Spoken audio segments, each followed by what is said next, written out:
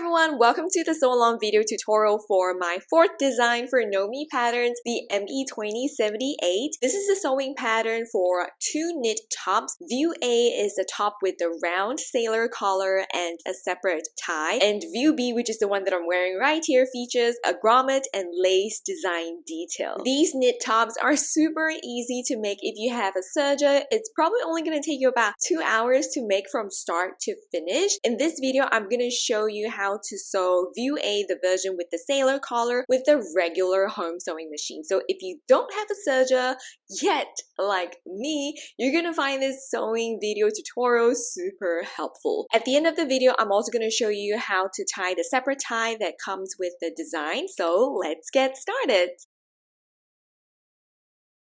In this video, I am making my top using a double brushed poly spandex knit. This poly spandex knit actually has a lot more drape and flow than I would like it to be, but I just really wanted this bright red and white stripe print, and I was willing to give it a try. Ideally, you actually want to use a sturdier knit fabric like a cotton spandex with 95% cotton content to make this top. To make View A of this sewing pattern, cut the following pieces.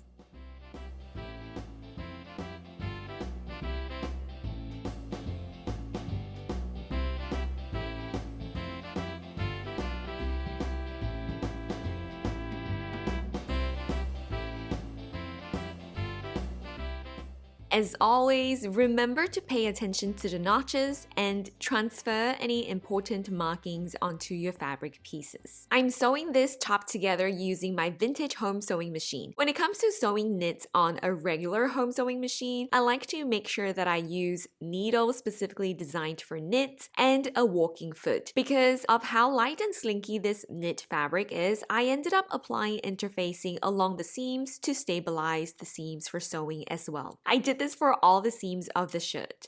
Is it tedious? Yes. But sometimes you gotta do what you gotta do. For some parts of the top, I use straight stitches, but for the others, I use a small zigzag stitch so the seams remain stretchy during wear. I'll specify the type of stitches that I'm using on the top left-hand corner of the screen. We'll start by applying interfacing to the front neck facing, the back neck facing, and the collar. Next, sew the front and back neck facing together along the shoulder seams. Trim the seam allowance to about 1/4 inch, then finish the raw edge with zigzag stitches. Before moving on to sewing the rest of the bodice together, I also finished the unnotched edge of the facing with zigzag stitches. Now let's put the body of the shirt together. Sew the front and back bodice pieces right sides together along the shoulder seams. If you're sewing this with a serger, then all the extra seam allowance gets trimmed off while you sew. If you're sewing this with a regular sewing machine like me, you'll have to work the extra steps of trimming the seam allowance to about 1/4 inch and then finishing the seam with zigzag stitches just like I did in the previous step. So you kind of see me repeating this throughout this entire project. Next, we're going to attach the sleeves to the bodice. Place your bodice front and back flat on your table, then pin the sleeves along the armhole, matching the seams together at the notches and the small circles. You're going to have to clip the seam allowance along the armhole of the bodice so the sleeve cap will fit nicely with the armhole. When you're ready, sew the sleeves in place, then trim and finish the seam allowance again just like before.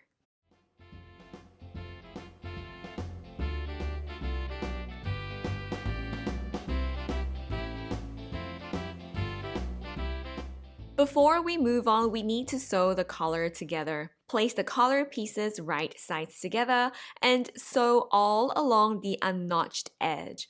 Before turning the collar right sides out, grade the seam allowance by trimming just one layer away and then clip the seam allowance so when you turn the collar right sides out, the seam will lay nice and flat without any puckering. Next, understitch all along the seam. Now we're going to attach the neck facing pieces and the collar to the neckline. Start by basting the collar to the neckline, wrong side of the collar to the right side of the bodice. You want to use the notches and the markings to help you match up the raw edge of the collar with the neckline. And over here, I'm sewing the collar to the neckline with a 4/8 inch seam allowance. Next, pin the neck facing on the collar, right side of the facing to the right side of the collar. Use the notches and small circles to line up the neck facing with the bodice once again. Once you have the neck facing lined up with the bodice, sew the neck facing in place. To make sure that I get a nice and clean V-neck line, I like to mark the tip of the V with the fabric marker before sewing. Then when sewing, I pivot my work and finally I clip the seam allowance in the V-neck line so there won't be any puckering in the neckline later. When you're done, remove bulk from the seam allowance by trimming off the seam allowance, and over here I am actually just trimming off the seam allowance off the collar piece. Clip the seam allowance and then understitch the facing.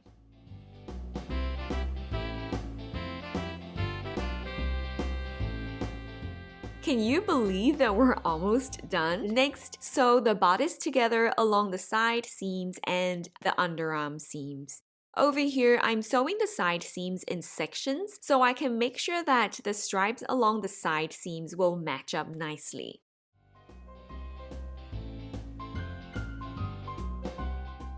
Again, trim the seam allowance and finish the seam with zigzag stitches just like before, and then sew the sleeve hem and the bodice hem in place. You can do this with a twin needle or a cover stitch machine. Unfortunately, I'm just working with what I have. So over here, I am using the same small zigzag stitch to do this step.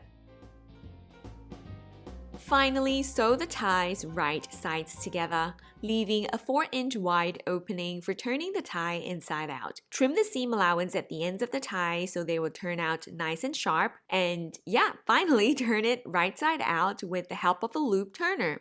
You can sew the opening closed by edge stitching or sewing the ladder stitch by hand. You know how much I like a clean and visible finish, so I chose to hand sew the opening close over here. And that's it, you're done!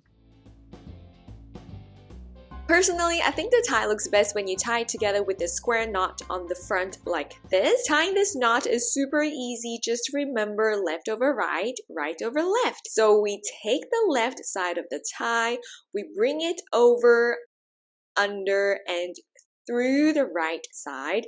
Then with the end that is now in your right hand, loop it under and over the left and pull the end through the loop. You also need to kind of pull both ends slowly and adjust the shape of the square knot as you go. I promise you, it definitely gets easier with practice. I'm only this good at tying a square knot on a scarf because I was a brownie. There are also a lot of different ways for you to wear the tie. You can secure it with the ring.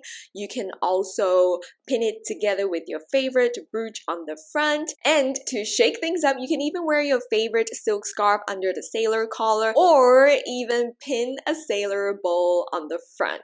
And you've guessed it, the last version is my favorite way to wear this sailor inspired top. I hope you'll enjoy sewing and making this sailor inspired top for spring. I know I will be going all out with my sailor inspired style this spring. So follow my sewing channel for more sewing and style content, and I will see you in the next one. Bye!